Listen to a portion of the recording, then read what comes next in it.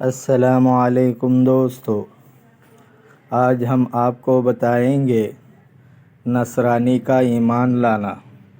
روایت ہے کہ حضرت حذیفہ مرعشی سے کسی نے پوچھا، تم نے ابراہیم ابن ادہم رحمۃ اللہ علیہ سے عجیب تر کیا دیکھا؟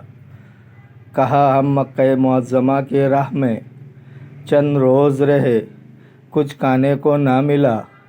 پھر ہم کوفہ میں آئے اور ایک ویران مسجد میں ٹھہرے۔ میری جانب ابراہیم بن ادہم رحمۃ اللہ علیہ نے دیکھا اور کہا، اے حذیفہ، تم بھوکے معلوم ہوتے ہو۔ میں نے کہا، میں آپ کو بھوکا دیکھتا ہوں۔ پھر مجھ سے کہا، کاغذ اور دعوت میرے پاس لاؤ۔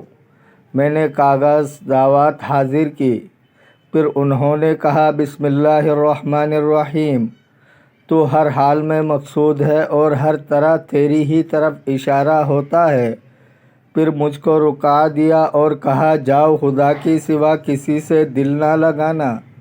جو شخص پہلے تم کو ملے اس کو دے دینا۔ حذیفہ کہتے ہیں، میں رکا لے کر چلا۔ پہلے مجھ کو ایک شخص خچر پر سوار ملا۔ وہ رکا میں نے اس کو دے دیا۔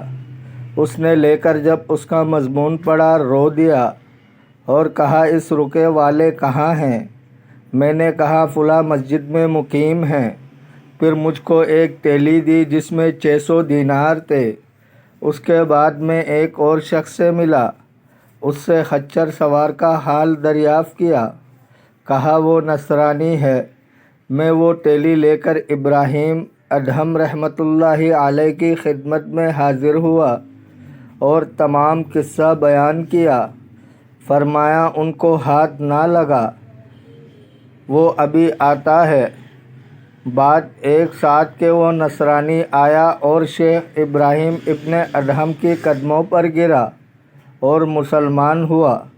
دوستو، اگر آپ کو ویڈیو اچھی لگی ہے تو لائک کریں، شیئر کریں، چینل کو سبسکرائب کریں۔ اپنے بہت سارے خیال